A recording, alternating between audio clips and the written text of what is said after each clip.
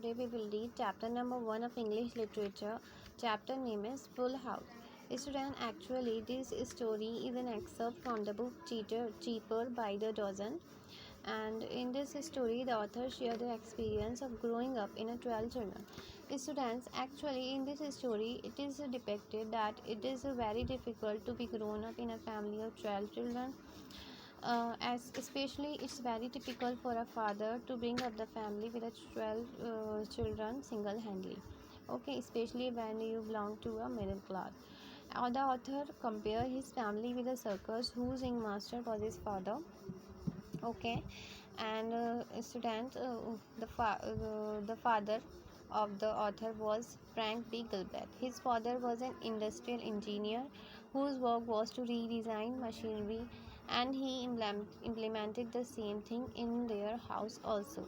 Student, whenever they wanted to summon their child, just send they just blow his whistle and everyone has to report him. Student, the story revolves around the father and his children. Now, how he purchased a house and how he purchased the car, uh, and the author shows his childhood memories, recall his childhood memories about his family and his father in this chapter. Okay, so I'm not going to explain you line by line here, students. A very long chapter. I'm just going to tell you the summary of this chapter in brief. Okay, so let's start. Students, author कहता है कि आपके लिए ये easy है कि आप imagine कर सकते हो कि 12 चिल्ड्रंस की फैमिली में ग्रो करना कैसा है। ये एक बिल्कुल सर्कस की तरह है जिसके रिंग मास्टर हमारे फादर थे, फ्रैंक बी गिलबर्ट। फादर हमारे इंडस्ट्रियल इंजीनियर थे। उनका काम था जो मशीनरी है उसको रीडिज़ाइन करना, और हमारे घर में भी वो ऐसा ही करते थे। जब भी उन्हें हमें से किसी को बुलाना होता था तो वो अपनी विसल ब्लो करते थे, बजा देते थे, और जो भी जहाँ भी होता था, जो भी वर्क कर रहा होता था, सब कुछ छोड़कर उन्हें रिपोर्ट करना होता था।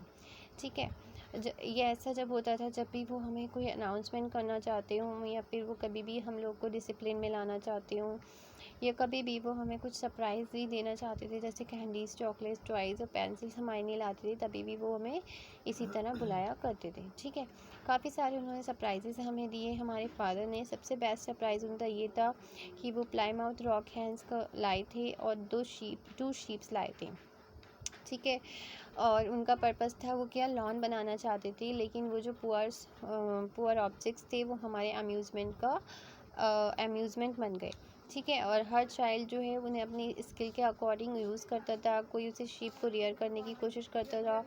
ठीक है, हम उनकी बैक पर बैठा करते थे। उसे हमें हर तरीके से, जो बच्चे हैं इज़ लाइक कि उन्हें कोई टॉय मिल गया, उससे हर तरीके से प्ले हम उसके साथ किया करते थे। एट लास्ट क्या होता है स्टूडेंट, जो शीप जो होती है उसकी डेथ हो जाती है, और फादर बहुत ज़्यादा अपसेट होते हैं, और वो कहते हैं मुझे ऐसा लग रहा है कि I should be penalised. Society of the prevention of cruelty to animals, जो सोसाइटी है उसके थ्रू मुझे पनिशमेंट मिलनी चाहिए कि मैंने बहुत बड़ी गलती की है कि मैं ये लिविंग सोल इस घर में लाया हूँ, और आइंदा से मैं ऐसा कुछ भी नहीं लाऊंगा।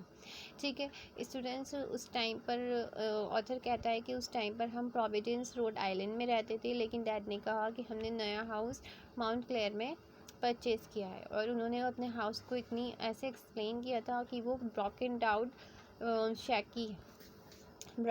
शेक है इन अ टैकी नेबरहुड। इट मीन्स टूटी फूटी सी हट है और शैबी नेबरहुड में है, और हमें कभी भी बिलीव नहीं हो रहा था कि फ़ादर हमारे लिए एक टूटी फूटी हट परचेज़ करेंगे, लेकिन फ़ादर ने हमें कन्विंस कर लिया कि actually it's very typical for him to raise us. वो उन्होंने बताया कि हम उनके लिए कितना मुश्किल है हमें पालना, हमें बड़ा करना, क्योंकि उनकी आधी से ज़्यादा अर्निंग तो हमारे खाने में, कपड़ों में, डॉक्टर्स के बिल में ही चली जाती है, तो वो ज़्यादा अच्छा हाउस हमारे लिए परचेज़ नहीं कर पाए, वो अफोर्ड नहीं कर पाए। ठीक है, जब वो हम लोग ड्राइव कर रहे थे माउंट क्लियर के लिए, डैड ने हमें और नर्वस कर दिया। ड्यूरिंग आवर वे जो भी हमें रास्ते में कोई भी टम्बल डाउन हट दिखती थी तो डैड कहते थे हमारा हाउस इसी की तरह है। ठीक है। और sometime he says that our house need some more space lift, कि हमारे हाउस को थोड़ी और ज़्यादा रीस्टाइलिंग और रीडिज़ाइनिंग की ज़रूरत पड़ेगी। ठीक है। Finally we stop near a house which look like a haunted house. Finally हम एक घर के पास जाकर खड़े हो जाते हैं जो बिल्कुल हॉन्टेड हाउस जैसा लग रहा था। ठीक है। Where even empire with full मिसवेस्ट वैम्पायर, इवन ऐसा लग रहा था जैसे कि वहाँ पर कोई वैम्पायर जो है वो भी नहीं रह सकता। हर फादर कहते हैं well everybody we are home, कि चलो अब हम घर आ गए। तो इस पर जो है मम्मी सोचती हैं कि फादर एक्चुअली हमसे मजाक कर रहे हैं, कि ऐसा नहीं हो सकता कि वो ये घर ले इस घर हम नहीं परचेज़ करेंगे। और अर्नेस्टाइन और मर्था दोनों इस बात पर नाराज़ होती हैं और कहती हैं कि वो इस घर में नहीं रहेंगी। Then mother seems to a very supportive wife. Mother जो है एक बहुत ही सपोर्टिव वाइफ का रोल प्ले करती है यहाँ पर, दोनों डॉटर्स को शांत कराने की कोशिश करती है और कहती है nobody talk to the father like this, और पापा से कोई इस तरह बात नहीं करेगा, उन्होंने कुछ सोच कर ही ये घर लिया होगा। ठीक है। और हम इस पर थोड़ा पेंट करेंगे, थोड़ा पैच वर्क करेंगे तो ये रहने काबिल हो जाएगा। ठीक है। ऑल्दो फादर वॉज अपसेट, थोड़ा अपसेट हो जाती है, बट वो ये अपनी अपसेटनेस शो नहीं करते। और सडनली वो अपनी पॉकेट से एक नोट निकालते हैं और कहते हैं oh my God I have come to a wrong address. Oh my God child, हम तो रॉन्ग एड्रेस पर आ गए। और फिर हम वहाँ से चल देते हैं और हम फाइनली अपने फाइनल जो हमारा एक्चुअल हाउस फादर ने परचेज़ किया था, हम वहाँ आते हैं। It was a old fashion gigantic house with 14 room. Old fashion बड़ा सा घर है वो। ठीक है। और उसमें 14 रूम्स हैं। ठीक है।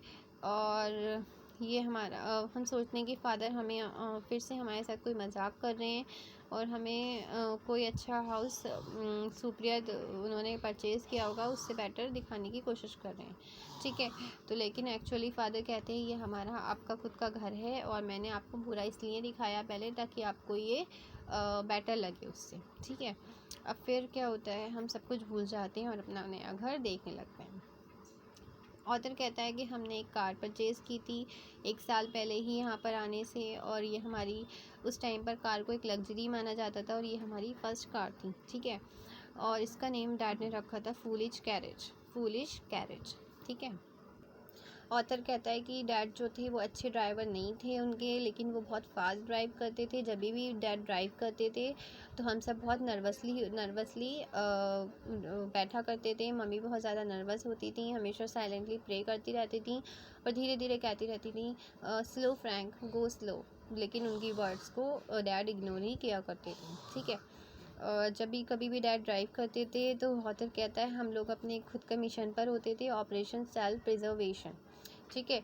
और वहाँ पर वो एक पर्सन को वहाँ लुकआउट के लिए असाइन कर लेते थे, जो दोनों साइड से देखेगा कि किधर से कोई कार तो नहीं आ रही और या फिर कोई व्हीकल तो नहीं आ रही है, वो डैड को वार्न कर देगा। और हमारी कार में 3 हॉर्न थे, उसमें से जो डैड का फेवरेट हॉर्न था वो था इलेक्ट्रिकल हॉर्न, और जब भी वो प्रेस होता था तो उसकी साउंड आहूगा कर उसकी साउंड प्रोड्यूस होती थी। ठीक है। एक बार क्या हुआ, डैड ने हम सबको एक बुलाया एक एक कर और उन्होंने हमसे कहा कि हम हुड के अंदर जाएं और देखें कि यहाँ कोई बर्डी तो नहीं है। और जैसे ही हम हुड के अंदर झांकने से लगे, हमने उसके अंदर पीक करना शुरू किया। डैड ने ड्राइवर सीट पर बैठकर हॉर्न को प्रेस कर दिया। उससे क्या हुआ, हम लोग घबरा गए, हम उछल गए। ठीक है। और डैड लाफ करने लगे। It was